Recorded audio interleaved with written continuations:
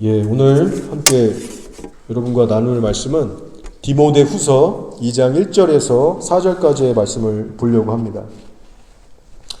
병사는 자기 생활에 얽매이지 않는다라는 제목으로 함께 나누도록 하겠습니다. 제가 먼저 읽겠습니다. 내 아들아, 그러므로 너는 그리스도 예수 안에 있는 은혜 가운데서 강하고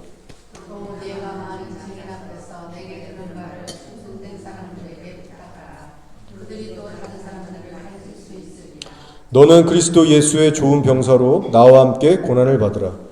병사로 공부하는 자는 자기 생활에 얽매이는 자가 하나도 없느니 이는 병사로 모집한 자를 기쁘게 하였습니다.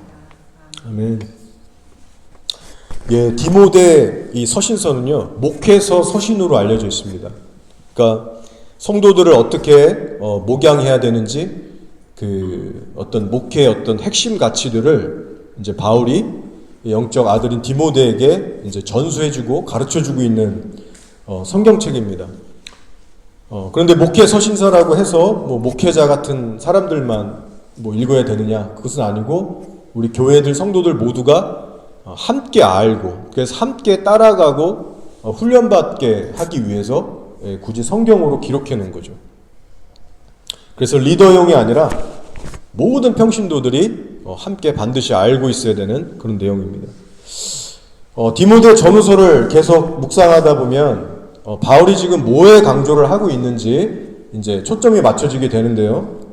그 강조가 뭐냐면 다른 것이 아니라 경건하게 살아야 된다. 경건에 관한 강조를 하고 있습니다. 반복해서 계속 그 부분을 얘기하고 있어요. 말씀을 가르치는 자도 말씀을 받는 성도들도 경건하게 살아야 된다. 그것이 서신서 전체에 흐르는 핵심된 주제라고 할 수 있습니다. 자, 우리 하나님은 어떤 분이신가요? 선하시고 지혜로우신 분이십니다. 그래서 우리한테 무언가를 요구할 때는 그 일을 해낼 수 있는 은혜와 능력까지 항상 같이 주시고 요구하시는 분이세요. 예를 들면 너희들 경건하게 살아야 된다. 내가 거룩하니 너희도 거룩해라. 명령만 던지시고 뒷짐지시고 구경만 하는 분이 아니라 실제로 경건하게 살아갈 수 있는 은혜와 능력까지 함께 주신다는 거예요. 그에 대한 내용이 지금 1절에 나오고 있는 겁니다. 자, 바울이 디모데에게 뭐라고 하고 있어요? 제가 읽어보겠습니다. 1절. 내 아들아, 그러므로 너는 그리스도 예수 안에 있는 은혜 가운데서 강하고. 여기 은혜라는 단어에 여러분 주목해 보시기 바랍니다. 바울이 은혜를 얘기하고 있어요. 너는 그리스도 예수 안에 있는 은혜 가운데서 강해라. 무슨 말이냐면 예수 안에 있는 은혜를 누리고 우리가 산다면 너는 강해질 수 있어. 부르심을 따라서 얼마든지 경건하게 살아갈 수가 있다라고 그런 의미를 내포하고 있는 겁니다. 중요한 건 우리가 단순히 예수님을 믿는 데서 끝나는 게 아니라 그분이 주시는 은혜를 누리면서 그 은혜 가운데 거하면서 신앙생활하는 것이 너무나도 중요한 포인트라는 거예요. 자, 그럼 이 은혜라는 것은 도대체 무엇인가? 먼저 은혜에 대한 개념을 우리가 좀 정리할 필요가 있습니다. 소위 우리가 은혜 받았다라는 표현을 언제 쓰나요? 보통 찬양 이제 부를 때 멜로디에 취하든 분위기에 취하든 마음이 센치해지면서 눈물 찡 나고 마음이 이렇게 좀 찡하고 감동이 오면 나 오늘 예배 가운데 은혜 받았어. 말씀을 듣다가 또 은혜 받아서 마음이 또 이렇게 감동이 오면 나 오늘 설교 들으면서 은혜 받았어. 그런 말들을, 이런 표현들을 우리가 자주 씁니다. 뭔가 내 마음이 찡하고 감동이 느껴지면 이제 은혜라는 단어를 자주 쓰는 거죠. 그래서 한편으로 생각해 보면 은혜라는 이 개념 정리가 좀 애매합니다. 저마다 경험이 다르고 지극히 개인적인 주관적인 개념들을 갖고 있을 수 있어요. 근데 중요한 건 말씀은 언제까지나 말씀으로 풀어야 합니다. 그게 가장 올바르고 안전한 방법이죠. 자, 예수 안에 있는 은혜는 어떤 은혜를 말하는가? 디도서 2장 11절, 13절을 보면 그 은혜에 대한 개념 정리를 잘 해주고 있습니다. 제가 읽어볼 테니까 한번 들어보세요. 디도서 2장 11절, 13절입니다. 바울이 얘기합니다. 모든 사람에게 구원을 주시는 하나님의 은혜가 나타나. 뭐가 나타난다고요? 하나님의 은혜가. 우리를 양육하시되 경건하지 않은 것과 이 세상 정욕을 다 버리고 신중함과 의로움과 경건함으로 이 세상에서 살고 복스러운 소망과 우리의 크신 하나님 구주 예수 그리스도의 영광이 나타나심을 기다리게 하셨으니. 자, 이 말씀을 여러분 들으셨는데 이 말씀에 의하면 하나님의 은혜라는 것이 임할 때 그 성도의 삶에 어떤 변화가 일어나는가? 즉 은혜의 기능은 어떤 기능인가? 그것에 대해서 크게 두 가지로 설명을 하고 있는 거예요. 그래서 우리가 이 부분을 이해하게 되면 은혜에 대한 개념 정리가 함께 이제 정리되게 됩니다. 자, 이 디도서 말씀에 의하면 은혜를 받을 때 일어나는 현상이 뭐예요? 첫 번째는 경건하지 않은 것과 세상 모든 정욕으로부터 우리를 끄집어내시는 은혜라는 거예요. 그래서 신중하게 살게 하고 의롭게 살게 하시는, 경건하게 하시는 그 은혜를 말합니다. 둘째는 재림하실 예수님에 대해서 간절한 마음을 품게 하신다는 거예요. 정리하면 성도가 죄를 버리고 경건하게 살 수 있도록 도우시는 은혜, 그리고 재림 예수를 사모하면서 자기 삶을 준비할 수 있게 하는 그 소망의 은혜, 이것이 바로 바울이 얘기하고 있는 예수 안에 있는 은혜라는 거예요. 그래서 은혜라는 것은요 결코 감정만이 아닙니다. 우리가 정말 이러한 은혜, 성경적인 은혜에서 살아가고 있다면 말씀드린 이 두 가지의 열매들이 나타나고 있어야 되는 것입니다. 나 은혜 받았어 라고 하면 이 두 가지를 살펴봐야 됩니다. 디모데야, 예수 안에 있는 이런 은혜들을 계속 너가 의지하고 누려간다면 강해질 수 있어. 죄를 버리고 경건하게 살도록 도우시는 그 성령의 은혜에 네가 날마다 취해서 살면 너 실제로 경건하게 살 수가 있어. 현실적으로 가능한 얘기야. 네가 날마다 성령의 은혜 안에 거해서 예수님의 재림을 사모하는 그 은혜를 얻게 되면 너 정말 이 땅의 것에 매이지 않고 거룩하게 살아갈 수가 있어. 예수님의 은혜 안에 있으면 가능한 일이야. 그렇게 얘기하고 있는 겁니다. 그래서 제가 시작에 말씀드린 것처럼 우리 하나님은 너희들 경건해라, 내가 거룩하니 너희 거룩해라 명령만 하시는 분이 아니라 은혜까지 함께 주시면서 실제로 우리가 경건하게 살 수 있도록 강력히 도우시는 분이라는 거예요. 그런데 얼마나 선하신 분입니까? 지혜가 대단히 깊으시고 배려가 있으시고 우리가 할 수 있도록 도우시는 분이에요. 그리고 한 가지 우리가 잊지 말아야 할 중요한 것이 있습니다. 이게 뭐냐면 이러한 하나님의 은혜를 얻기 위해서는요 우리 쪽에서도 적극적으로 기도하고 구해야 된다는 겁니다.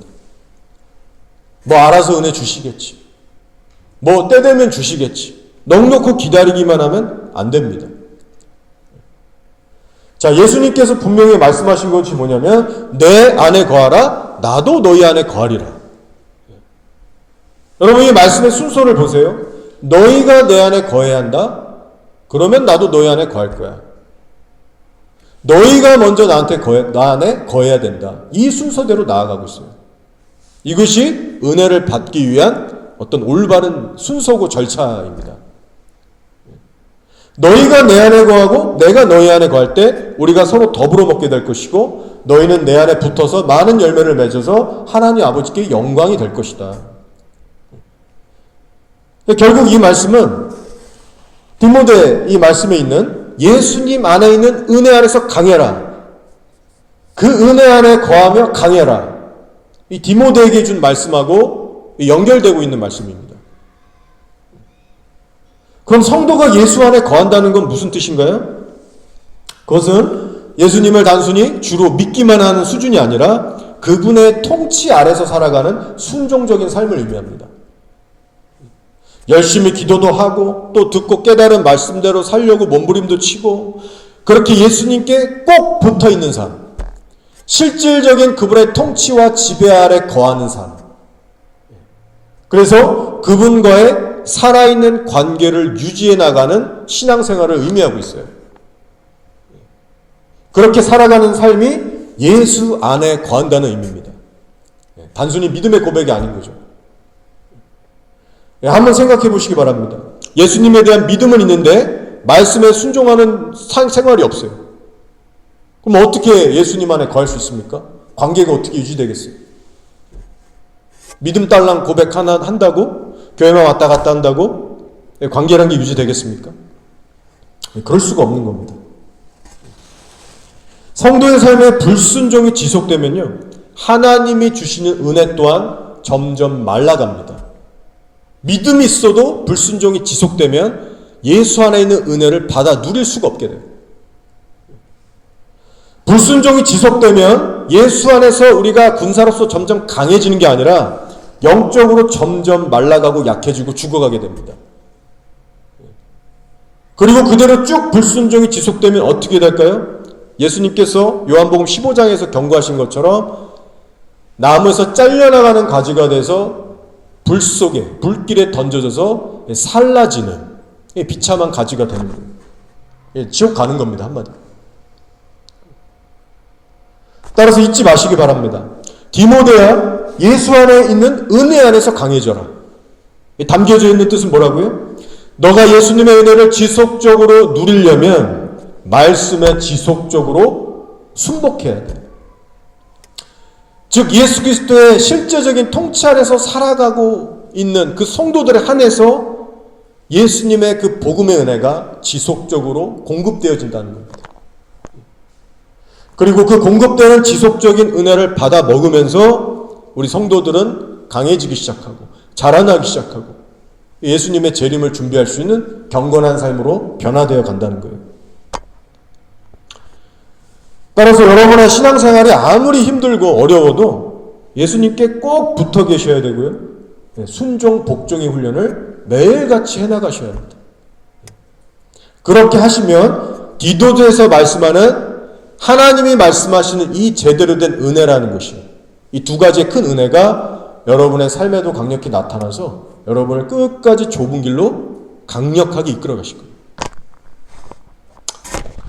자, 이어지는 말씀을 보시면 지금 성도를 병사로 비유하고 있습니다.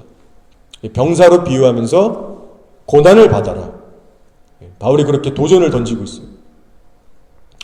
말씀을 보니까 너는 그리스도 예수의 좋은 병사로 나와 함께 고난을 받으라.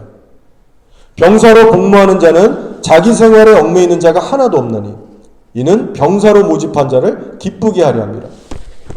자, 디모데를 뭐라고 부르고 있어요? 성도라고 부르지 않고 여기서는 병사라고 부르고 있습니다. 성경을 보시면 여러분도 아시겠지만 성도를 부르는 여러 가지의 타이틀들이 있어요. 하나님의 백성, 자녀, 신부, 제자, 여러 표현들이 있는데 오늘은 특별히 병사다.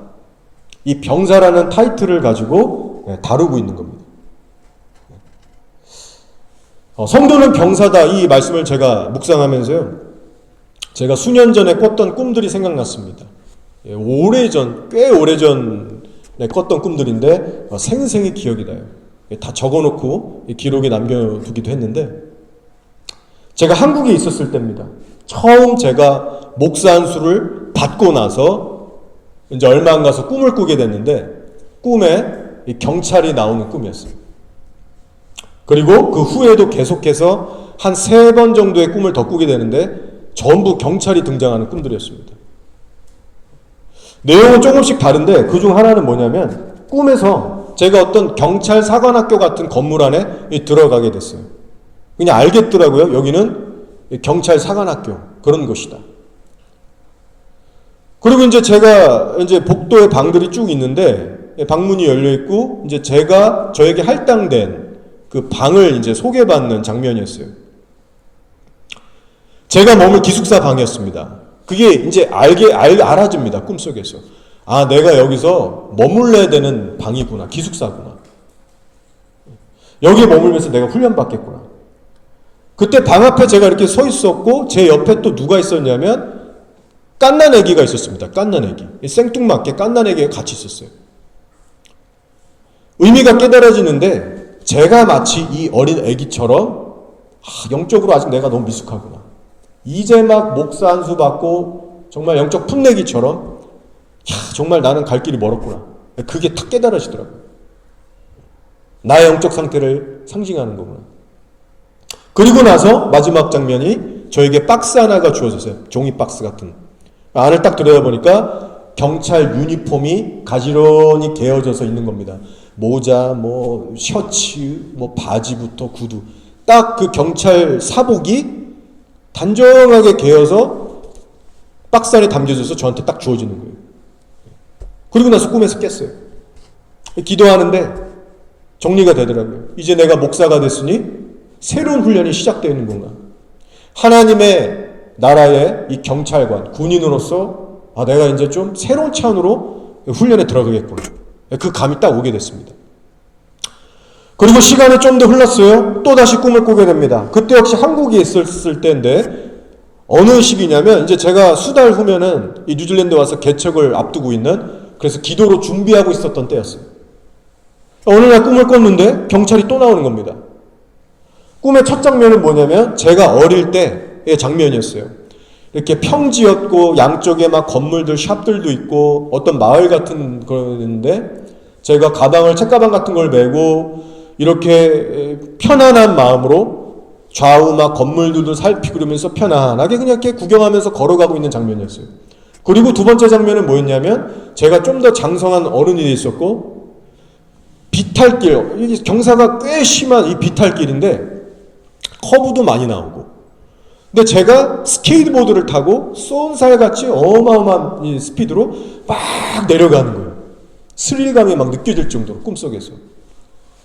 그것이 두 번째 장면이었고, 마지막 세 번째 씬이 뭐였냐면 비탈길을 쫙 빠른 속도로 내려가는데 어느 순간 평지가 나오면서 뉴질랜드에서 우리가 보는 그 코모도 홀덴 경찰차 있잖아요. 노란색 파란색 딱지 붙어있는 스티커.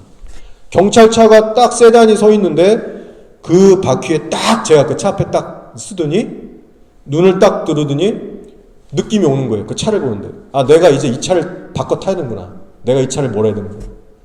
그러면서 하늘을 보라라는 감동이 와서 경찰차가 바로 앞에 있고 하늘을 딱 보는데 하늘에 무지개가 엄청 큰 게 이제 막 반짝반짝 빛나고 있는 거예요. 그리고 잠을 깨게 됐습니다. 기도하는데 또 바로 정리가 되는 거예요. 꿈의 첫 장면에서 제가 편하게 평지를 걸었던 거, 건물들 살피면서, 이거는 제가 어렸을 때 예수님을 믿고 알긴 알았지만 내 멋대로 편하게 살았던 그런 철없던 시절을 의미하는 것이고, 두 번째 쫙 스케이트보드 타고 막 내려갔던 이 스릴과 속도의 어떤 이런 것들은 제가 이제 하나님께 매맞고 정신없이 신학교 들어가서 공부하고 훈련받고 어찌다 보니까 졸업하고 전도사로 계속 사역하고 한국 가서도 막 어떤 많은 경험들을 하게 하셨고 정신없이 하나님께 이제 연단을 받았던 이 전도사 시절, 신학교 시절의 시즌이었습니다. 그럼 마지막 세 번째 씬은 뭐냐면 이제 너는 목사 안수를 받고 너는 이제 뉴질랜드 가서 개척을 해야 돼. 너는 이제 전문적인 사역자가 되고 영적인 군인이 돼야 된다. 준비하라. 이 무지개는 노아의 언약을 상징하기도 하지만 꿈에서는요 일반적으로 하나님 주신 약속, 언약을 의미하기도 합니다. 내가 너와 함께 할게. 뉴질랜드 가는 거 내가 인도하고 있어. 내가 함께 하겠다. 그런 감동을 받게 됐습니다. 그 후에 뉴질랜드에 왔어요. 경찰 나오는 꿈이 하나 더 있었습니다. 막 경찰차가 나오고 경찰차 2대 나오고 막 제복을 멋지게 입고 총까지 있어요. 총까지. 총으로 막 이렇게 타겟을 겨누면서 제가 흰 신발을 신고 막 복음을 거리서 외치고, 근데 막 개들이 와서 짖고 위협하고, 제가 시간 관계상 다 얘기할 수는 없지만 분명한 거는 하나님이 계속 경찰 꿈들을 주시더라고요. 일관성 있게. 그걸 알게 하시더라고요. 네가 지금 어떤 시즌에 있는지, 내가 어떤 훈련을 너에게 지금 하고 있는지. 확실한 건 하나님이 주신 꿈들이었습니다. 저는 그래서 오늘 이 말씀을 묵상하고 이 병사라는 단어를 보면서 이게 좀 남다르게 다가오는 것 같아요. 하나님께서 나를 이 군사로 부르셨지. 자, 원어를 살펴보니까요, 이 병사라는 단어가 말 그대로 군인, 솔저라는 의미가 있고, 또 용사, 워리어라는 의미도 있고요. 전쟁의 사람, 싸우는 사람, 이런 의미들을 담고 있는 단어입니다. 자, 근데 여러분 중요한 게 한 가지 있어요. 그게 뭐냐면 저 같은 목사들만 병사로 부른 게 아니라 예수 믿는 여러분 모두를 그리스도의 군사로 부르셨다는 사실입니다. 디모데나 저 같은 목회자에게만 군사로 부르신 게 아니에요. 여러분이 저처럼 경찰 꿈을 안 꿨다고 해서 여러분은 경찰이 아니냐? 그렇지 않다는 겁니다. 군사로 부름받은 저 같은 목사와 함께 신앙의 훈련을 받고 신앙의 병사로 훈련받는 여러분 모두가 그리스도의 군사에 부르심이 있는 거예요. 자, 이 부분에 대해서 성경 말씀이 뭐라고 하는지 말씀들을 좀 살펴보려고 합니다. 구약으로 먼저 가면 출애굽기 12장 40절에서 41절 말씀에 이런 게 있는데 한번 들어보세요. 이스라엘 자손이 애굽에 거주한 지 430년이라 430년이 끝나는 그날에 여호와의 군대가 다 애굽 땅에서 나왔은즉. 자, 이스라엘 백성들을 지금 뭐라고 부르고 있어요? 여호와의 군대, 여호와의 아미라고 부르고 있습니다. 여호와의 군대가 다 애굽 땅에서 나왔은즉. 그래서 한 성도 한 성도를 하나님의 솔저라고 부르고 있는 거예요. 하나님의 전쟁을 할 솔저들로 부르고 있어요. 가나안을 정벌해야 될 하나님의 솔저들. 그리고 실제로 그들은 출애굽해서 광야에서 살 때 군대 생활을 방불케 할 정도로 정말 군인처럼 자기 생활 없이 살아가야만 했습니다. 자, 이 부분 이따가 제가 다시 돌아와서 설명할 거예요. 자, 신약 성경은 어떤가요? 요한계시록 19장으로 가보면 예수님께서 마지막 날에 재림하시는 장면을 기록해놨는데 그때 예수님과 함께하는 그 성도들의 무리들을 향해서 어떻게 표현하고 있는가? 자, 한번 들어보세요. 계시록 19장 14절입니다. 하늘에 있는 군대들이 희고 깨끗한 세마포 옷을 입고 백마를 타고 그를 따르더라. 재림하시는 예수님과 함께 군대처럼 온다는 거예요. 우리 군대로 부르고 있어요. 이 땅에 악인들을 같이 심판하고 천여왕국을 이제 세울 수 있는 하나님의 군대로 우리들이 표현되고 있다는 겁니다. 자, 그래서 정리하면요, 저 같은 풀타임 사역자만 군사가 아니라 여러분 모두가, 모든 성도들이 하나님의 군사라는 겁니다. 그리고 성경이 주는 메시지가 뭐예요? 예수님의 군사가 됐다면 더 이상 자기 생활에 매이지 말지어다. 디모데에게 그 말을 하고 있잖아요. 병사로 복무하는 자는 자기 생활에 얽매이는 자가 하나도 없나니 이는 병사로 모집한 자를 기쁘게 하려 합니다. 저는 뭐 이 럭키한 건지 모르겠지만 뉴질랜드 시민권이 있어서 한국에서 이제 군대 갈 일이 없었습니다. 자, 한국 남자들이 군대를 가게 되면 복무 기간이 약 2년 정도 돼요. 그래서 2년 정도 고생하다가 세상에 다시 나오면 이제 자유의 몸이 됩니다. 근데 우리 예수 믿는 성도들은 우리 하나님께 얼마 동안 충성해야 되죠? 2년 정도가 아니라 살아있는 평생 동안 하나님께 충성해야 될 군사들입니다. 성도로서 그렇게 안 살고 또 못 살아서가 문제지, 사실상 성도가 되고 나면요, 자기 생활이라는 건 없어지는 게 맞는 거예요. 성도가 되는 순간부터 하나님 나라에 소속된 군사가 되는 것이고, 하나님의 군사가 되면 하나님 나라의 법도를 따르면서 거기에 생명을 걸주하는 자들이 되어야 합니다. 근데 문제는 그렇게 안 살고 있는 성도들이 우리 교회 안에 너무나도 많기 때문에 그게 너무나도 익숙해져서 우리한테 별 심각하게 느껴지지 않는 것뿐이에요. 마치 탈영병들처럼 왔다리 갔다리 자기 멋대로 살고 군인답지 않은 군인 같은 그런 성도들, 교회 안에 너무 많다는 겁니다. 여러분, 이 시간 말씀을 들으시면서 군인의 정체성이 나에게 있는가? 내가 하나님의 자녀, 사랑받는 어떤 신부, 뭐 여러 타이틀을 묵상해 보셨겠지만 내가 예수님의 군인으로서의 그 타이틀의 정체성도 충분히 소화하고 있는가? 나에겐 군인의 영성이 있는가? 성경 전체에서 성도는 하나님의 군대, 암이라고 얘기하고 있는데 하나님 나라에 충성을 다하고 있는 군인으로서의 스피릿이 내게 있는가? 이 부분을 좀 살펴보길 원하는 겁니다. 자, 오늘의 핵심 구절입니다. 병사로 복무하는 자는 자기 생활에 얽매이는 자가 하나도 없나니 이는 병사로 모집한 자를 기쁘게 하려 함이라. 여러분은 예수 그리스도의 병사라는 사실, 그리고 병사가 됐다면 자기 생활에 결코 매여서는 안 된다는 것입니다.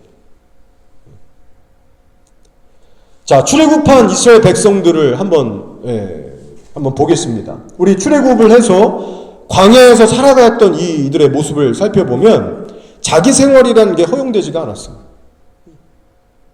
자, 하다못해 광야에서 행진을 할 때도 보면 자기가 원하는 사람하고 같이 걸어간다거나 혹은 혼자서 멀찍이 떨어져서 혼자서 걷는다거나 아니면 자기가 원하는 시간에 걷는다거나 이런 개인적인 활동은 전혀 허용되지가 않았습니다.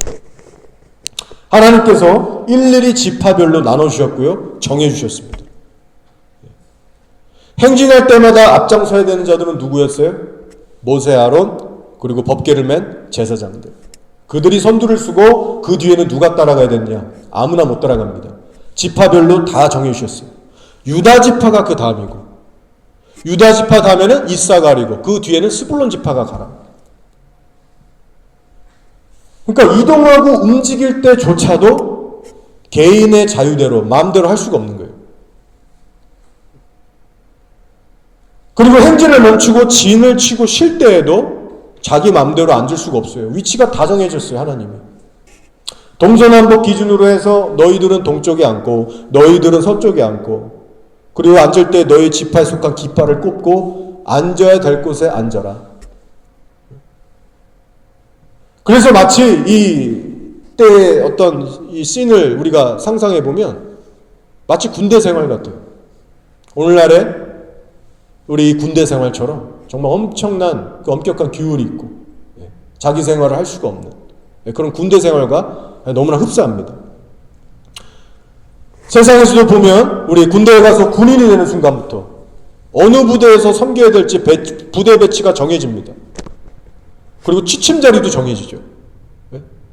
그리고 훈련을 어떤 방식으로 받아야 될지, 휴식 시간은 얼마 동안 가져야 될지, 뭐 어떻게 해야 될지 하루 스케줄 자체를 군대에서 다 짜줘버려요. 자기 마음대로 할 수가 없어요. 행군하는 방식도 모든 계획표가 군대에서 짜준 대로 움직여야 됩니다. 하나님의 군대 이스라엘 백성들도 마찬가지라는 거예요. 하나님께서 주신 세부적인 법도와 이 규례들 속에서 24시간 하루를 살아가야 했습니다. 백성들아 이제 일어나서 행군하자. 이제 다시 일어나 걸어가자. 하나님이 신호를 주시면 다 자리를 털고 일어나야 됩니다. 신속하게 군인들이 자기 잠자리를 다 정리하고 옷을 갖춰 입고 기다리는 것처럼 불기둥 구름기둥이 움직이기 시작하면 백성들 떠야 돼요. 준비해서 같이 따라가야 돼요. 하나님께서 가라하면 가고 멈추라면 멈추고 백성들 그 누구 중에서도 자기 생활에 매이는 자들이 없었다는 거예요. 하나님이 이런 식으로 훈련을 시키셨습니다. 처음 출애굽했을 때. 그래서 성경이 그들을 부르기를 이 백성들은 여호와의 군대다. 하나님의 군인들이라고 표현하지 않습니까? 자기 마음대로 살 수 있으면 군인이 아닌 거예요. 사실 우리가 예수 그리스도를 믿고 나면 사실 이러한 과정들을 동일하게 거쳐야 되는데 많은 이들이 하나님의 부르심을 거부하고 관심을 두지 않는 겁니다. 근데 우리가 귀를 기울이고 하나님을 정말 따르고자 하는 마음이 있으면 하나님도 우리를 이렇게 간섭해 가세요. 24시간 모든 스케줄. 이 시간 우리 신앙을 한번 돌아보기 원합니다. 군사로서의 영성이 우리에게 있는지 아니면 내 개인 생활에만 여전히 매고 집착하면서 여전히 하나님 앞에 선을 긋고 내가 나의 상사이고 왕이신 예수님을 우리가 경히 대하고 있지는 않은지 한번 주의 깊게 살펴보자는 것이죠. 여러분 군사하고 소통 안 하는 대장 보셨습니까? 자기 부하들을 거느리는 이 보스하고 이 장군하고 그 밑에 수하에 있는 부하들 간에 여러분 소통이라는 게 없는 게 말이 안 되죠. 상사는 반드시 부하들하고 소통하고 이끌어갑니다. 즉 예수님은 우리의 대장이시기 때문에 반드시 그분의 군사들인 우리들에게 말씀이라는 걸 하시는 분이세요. 소통을 원하시는 분이십니다. 성령께서는요, 여러분에게 지금 분명히 날마다 말씀하고 있으실 거예요. 그분이 여러분에게 뭘 원하시고 있는지, 여러분이 마주한 여러 가지 선택들과 결정들 속에서 하나님의 뜻이 뭔지를 재차 알려주시면서 여러분의 순종을 기다리고 계신다는 거예요. 예를 들어서 내가 계속 만나야 할 사람인지, 아니면 그만 신앙 안에서 정리해야 될 사람인지, 만나지 말아야 될 사람인지, 인간관계에서도 알려주실 때가 있고요. 어떤 직장에서 일해야 될지 고민하며 물어볼 때 불필요한 직장은 문을 닫기도 하시고, 기도를 또 하다 보면 여기가 맞고 저기가 틀리다, 감동들로 부담으로 알려주실 때가 있어요. 우리가 살아야 할 땅이 어딘가, 지역이 어딘가도 알려주시고, 그리고 우리가 해야 할 일들도 알려주시고, 섬겨야 할 대상들이 누구인지도 깨닫게 하시고, 어떤 죄를 회개할지도 알게 하시고, 어떤 습관을 고쳐야 될지도 알게 하시고, 무엇을 순종해야 할지 순간순간 날마다 우리에게 말씀하신다는 거예요. 우리가 간절히 기도하고 묻고 관심을 갖는다면 알 수밖에 없는 부분들이라는 겁니다. 신앙생활 이렇게 하는 거죠. 24시간 물어보고 인도하신 대로 따라가는 거예요. 중요한 건 뭐냐면 우리가 청종하면서 따라가고 있냐는 겁니다. 정말 군인이 나갈 수 있을까? 나의 개인적인 생활에 더 집착하고 집중하면서 예수님보다는 내 자신에게 더 충실하고 있지는 않은지, 어느 순간부터 인생 계획을 내 스스로 짜면서 온갖 세상 걱정, 욕심 다 끌어안기 시작하면서 하나님 나라에 대해서 점점 마음이 멀어지고, 그래서 군사로서의 타이틀로서는 전혀 걸맞지 않는 그런 인생, 신앙생활을 하고 있지 않냐는 겁니다. 만약 그런 분들이 계시다면 오늘 이 말씀을 들으시면서 마음을 다잡으시고 돌이키시길 바랍니다. 자, 한 가지 포인트를 더 나누면서 설교를 정리할까 합니다. 우리가 예수님의 군사로서 경건하게 살기 위해서는요, 반드시 요구되는 것이 있는데, 그것이 뭐냐면 지속적인 경건의 훈련입니다. 여러분, 경건의 훈련 요즘 잘하고 계세요? 자, 제가 한번 질문 드려보겠습니다. 여러분은 이 경건의 훈련을 잘 하고 있다는 기준을 뭘로 잡고 계세요? 경건의 훈련을 내가 잘하고 있다, 그 기준을 뭘로 잡으시냐는 질문입니다.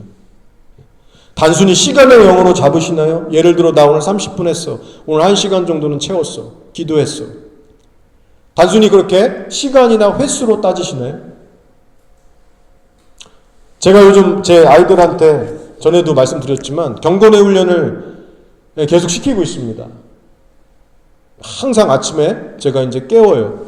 깨우면 인사하고 이제 물만 먹이고 바로 이제 방으로 돌아와서 제가 이제 예배를 인도해서 한 25분, 30분 대충 한 그 정도 예배를 드립니다. 그리고 나서 이제 아침밥을 먹죠. 그리고 오후에는 학교 갔다 오면 골방 기도를 시킵니다. 한 20분은 각자 방에 들어가서 말씀 보고 기도해. 딱 핸드폰에 이제 타이머를 맞춰놓고 20분 정도를 또 시켜요. 그리고 이제 저녁이 되면 저녁밥 먹고는 이제 아내가 애들을 모아놓고 이제 저녁 예배를 또 드립니다. 그래서 얘네가 기도하고 말씀 보고 예배 드리는 시간을 총 합해보면 하루에 약 1시간 반 정도는 꾸준하게 이 경건 생활이라는 걸 가져요. 자, 근데 문제는 뭐냐면 이 아이들의 실제 변화되는 삶을 관찰해 볼 때 이 변화는 너무 미미하다는 겁니다. 너무 미미해요. 지금 우리가 감당해야 될 이 세상, 지금 5년, 10년 되면 진짜 어마어마하게 무섭고 음란한 시대가 오는데, 가끔씩 제가 애들을 보면서 하는 걸 보면 야, 이것 갖고 안 되겠는데 라는 위기의식이 막 듭니다. 최근에 제가 뉴스를 보니까요, 2030년이 되면, 이게 5년 남았어요. 2030년이 되면 우리가 지금 들고 다니는 이 스마트폰 있죠, 이게 거의 이제 사라지기 시작한답니다. 그때부터 본격적으로. 지금이 우리가 사용하고 있는 5G가 최고조에 있는 하이라이트 시대고요. 이제 향후 5년이 되면 30년 때부터 6G가 나온 거예요. 그러면 이렇게 무거운 거 들고 다니지가 않고 홀로그램 아시죠? 뭐 누르면은 입체적으로 사방에 떠갖고 막 이렇게 손으로 막 할 수 있는 거.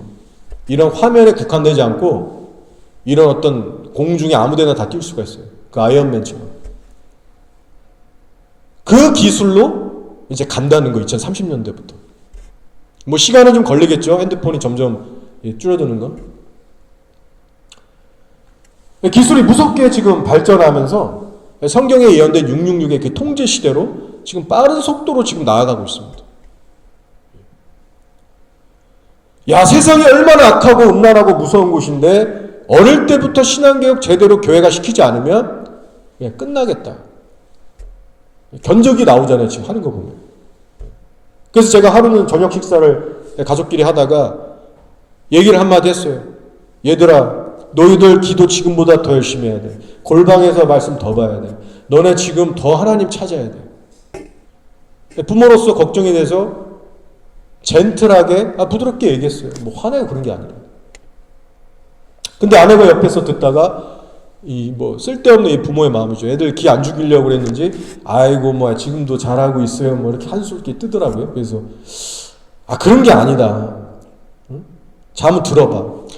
지금 애들에게 경건의 모양은 있는데 경건의 능력이 없잖아. 그 증거로 예배 끝나자마자 얘네 금방 몇 분 안 돼서 서로 다투고 말다툼하고 좀만 상대가 자기한테 힘들게 하면 못 참고 막 얘기하고 변하는 게 있어. 어른들도 마찬가지. 어른들도 예배 끝나고 차 속에 가는 운전하고 돌아가는 차 속에서 니 잘났네 쟤 잘났네 말다투잖아. 똑같아요. 어른들도 골방에서 기도하고 말씀은 받다고 하는데 좀만 상대가 기분 나쁘게 하면 그걸 못 참고 번번이 똑같이 변화의 모습이 너무 미미하다. 그 횟수가 좀처럼 줄지가 않잖아. 그러니 얘들아, 지금 수준의 예배는 부족해. 너희가 지금 1시간 반을 한다고 하지만 스스로 체크해봐. 너희들 화나고 짜증날 때 그 순간 너네 예수님 말씀 떠올리면서 참는 훈련해? 안 하잖아. 말씀 보고 기도하는데 왜 안 변할까? 그거 생각해봤니? 진지하게? 아침, 점심, 저녁 예배 드리면 뭐해? 실제로 변하질 않는다. 잘 안 되지? 그렇기 때문에 말씀 더 보고 기도하라는 거예요. 성령님의 도우심이 지금 더 필요한 거예요. 제가 아주 젠틀하고 부드럽게 얘기했습니다. 다들 할 말이 없는지 식탁이 한동안 조용해졌어요. 여러분, 말씀드리고 싶은 핵심은 이겁니다. 우리가 경건의 훈련을 해도 어설프고 적당하게 하면요, 그렇다 할 변화가 일어나지 않는다는 겁니다. 기도도 하고 말씀 보는데 대충 한다. 별로 깊지 않다. 그러면 하나마나 큰 효과가 없습니다. 육신의 본성이 여전히 강력한 상태에서, 즉 성령 충만에 이르지 못한 육의 본성이 여전히 강한 상태에서 기도를 멈추고 큐티를 멈추고 방을 나와버리면요, 삶의 변화로 이어지지가 않는 거예요. 그래서 핵심은 뭐냐면 우리가 경건 생활을 하되 경건의 모양만 적당히 갖추고 만족하며 끝날 것인가, 아니면 나의 실제적인 삶이 변화를 보기까지, 성령의 능력을 얻기까지 내가 투자하고 애쓰면서 경건의 훈련을 할까? 즉 능력을 얻기까지 하느냐 마느냐, 그것이 관건이라는 겁니다. 따라서 여러분이 말씀 보고 기도하는 시간에 뭐 10분을 투자하실지, 뭐 30분을 하실지, 아니면 2시간, 3시간, 4시간을 하실지, 또 필요하다면 금식까지 하실지, 이 부분에 대해서 여러분 진지하고 심각하게 고민해 보셔야 됩니다. 뭐 억지로 시킨다고 뭐 될 것도 아니잖아요. 본인들이 알아서 정말 진지하게 한번 생각해 보시오. 세상에서 우리가 돈 좀 벌려고 사업을 시작할 때도 나 사업을 이렇게 한 지 몇 달, 몇 년이 됐는데 자꾸 이게 매출이 안 오르네. 뭐가 문제지? 우리가 하다못해 사업을 해도요, 사업이 자꾸 이게 망쳐지고 안 되면 사업 전략에 뭐가 잘못이 있나?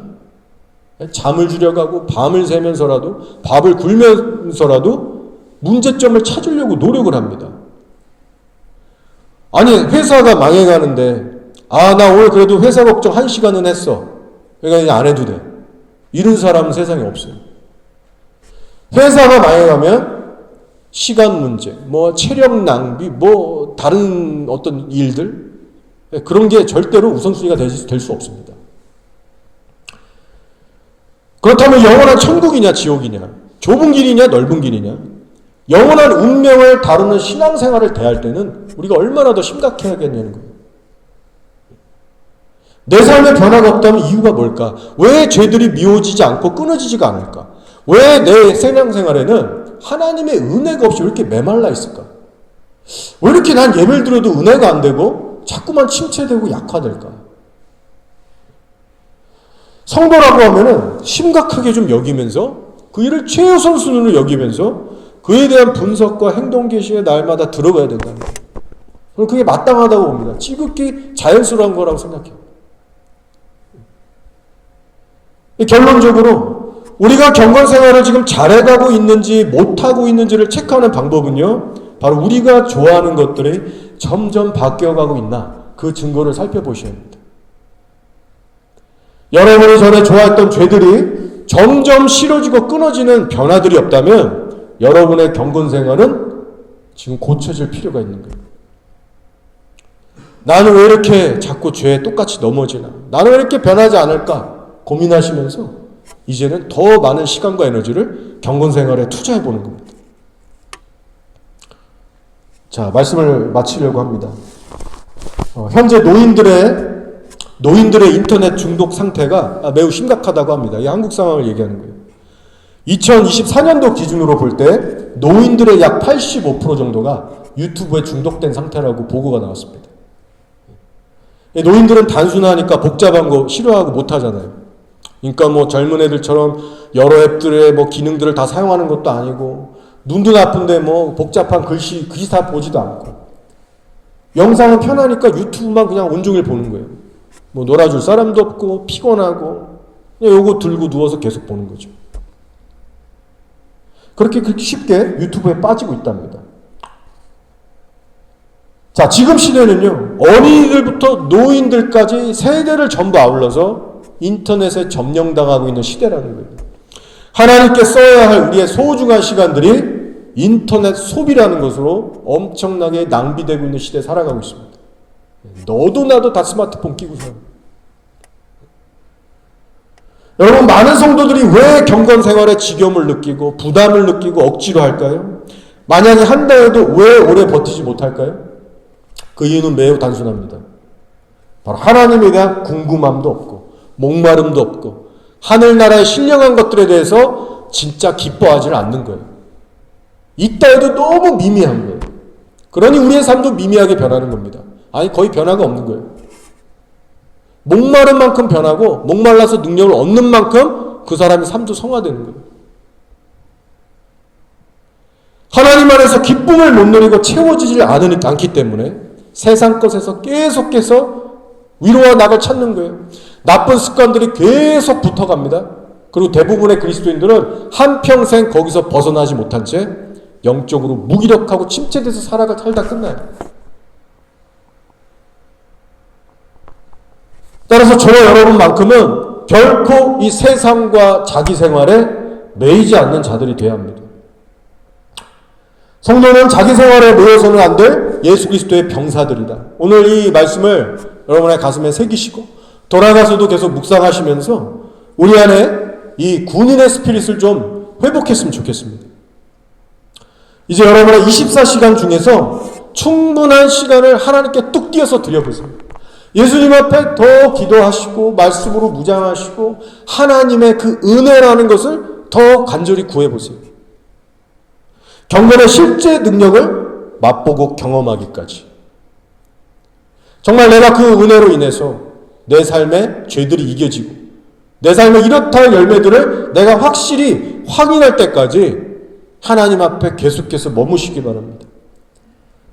그럴 때 디도서에서 아까 말씀했던 그 두 가지의 큰 은혜, 우리로 하여금 모든 정욕과 경건하지 않은 것을 돌이키시게 하시는 은혜, 그리고 다시 오실 예수 그리스도를 향해서 간절한 소망을 품고 준비하게 하시는 은혜, 이 두 가지 은혜가 여러분들에게도 임해서 하나님 앞에 강력한 군사로서 끝까지 좁은 길을 갈 수 있는 그 은혜로 이끌어 줄 줄 믿습니다. 우리 한 주간 그렇게 말씀대로 살아가고 우리 또 다음 주에 모여서 예배드리겠습니다. 우리